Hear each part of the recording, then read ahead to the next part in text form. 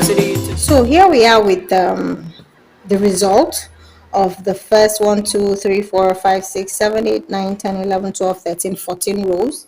This 14 rows right here measures, we have 6.5 already, right? And so if we're headed towards a 17 minus 4, 17 minus 4 gives us a 13. That means we've reached about halfway of the body. So we were stopping here, right, so that we can show you some other parts of this dress. Now you're going to continue, right, and then place your regular increases as we have shown. Yeah, place your regular increase either at the beginning and the middle, or in the second, at the beginning of the second quarter and the beginning of the fourth quarter, right? Yeah, just like I explained earlier on. Just go back to that and take a look. So increase here, and then increase here, and then increase here again, like that, right, so that it will be even and you will not have an unwanted angle or an unwanted tail. Now notice that this one is a very steep A. You can choose to make yours less steep, meaning the angle is wider, right? With a wider angle, it means that you increased sooner. So while I increased every 4 rows, you could choose to increase every 2 rows or increase every 3 rows. That way it gives you a less steep slope, unlike this one, which the slope is very steep. I hope you got that. So you have something, while I have something like this, you will probably have something like this, right? That's your choice. All right.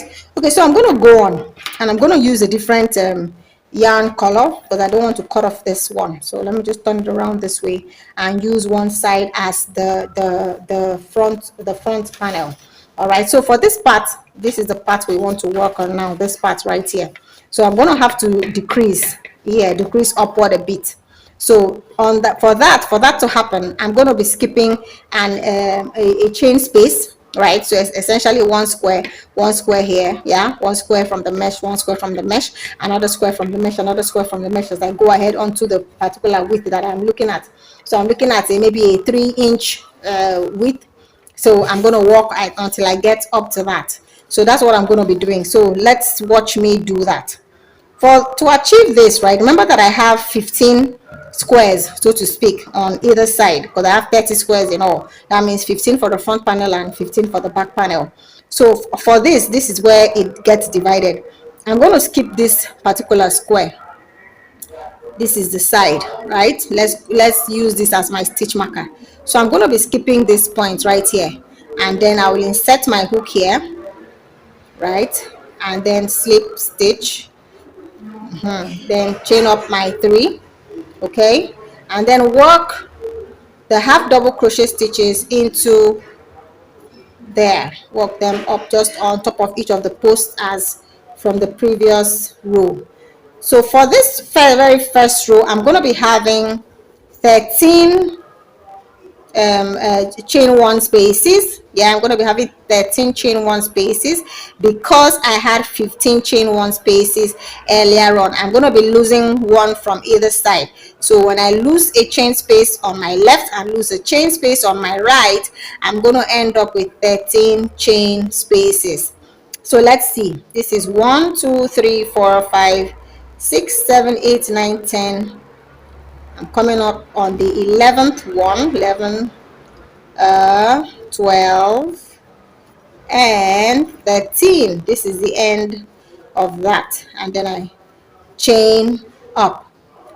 Now when I chain up, because I have to lose a chain space again on either side, I'm going to be inserting my hook into this particular stitch. So I'm going to lose this one. This is where I'm starting from. So this becomes like this, okay, 2, 3, 4, 5, 6, 7, 8, 9,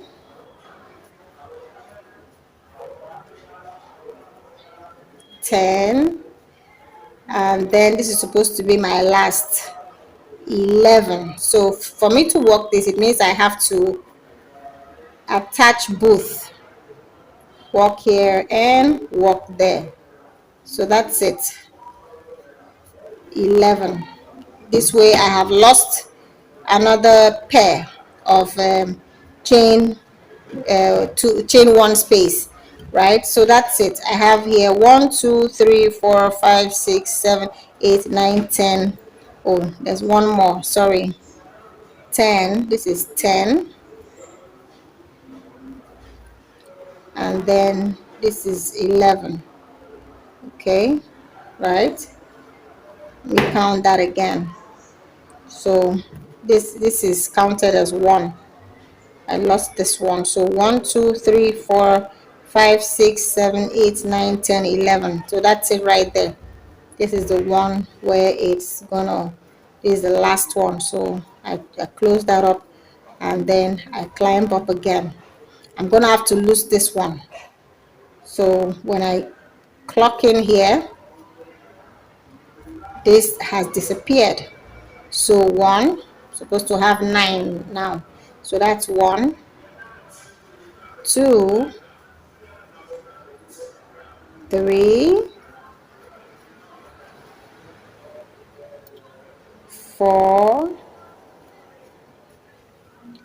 5 6 7 8 9. That's 1 2 3 4 5 6 7 8 9. So this is where I'm supposed to join that. So yep, here and there. So yep, those two I have joined. So now I've got 9. Okay, I'm going to keep reducing. So I'm going to be losing a chain space from each side until I'm going to stop at 5. So I'm going to keep going. So 1 2 3 up, 1 2 3 up. I lose this one and then I chain here. So after the 9, I'm supposed to work with 7 now. So that's 1. No, not yet. This is my 1 2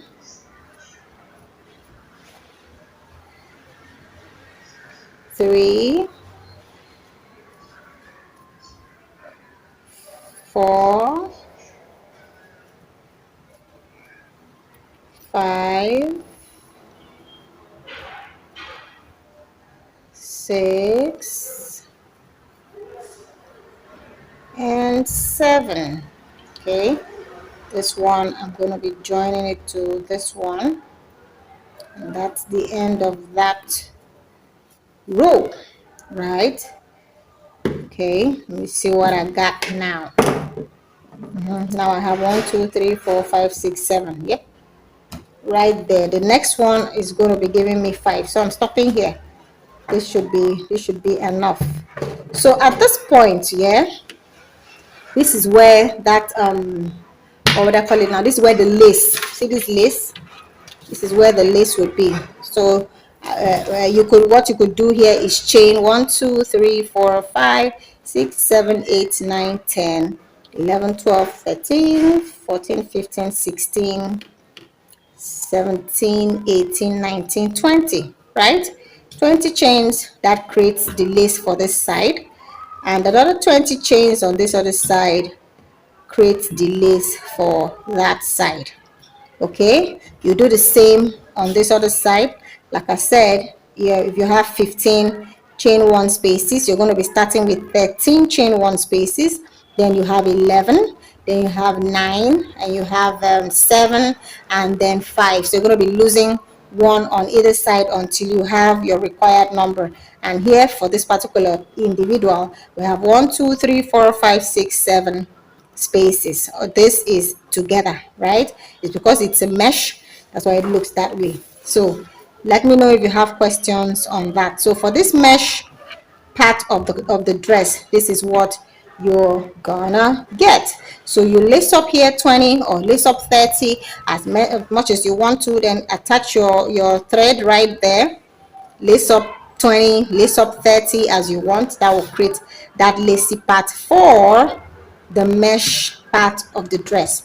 So next I'm going to be showing you how the flowers and the leaves were made. Then in a part 3 I'll show you how they were attached to the dress.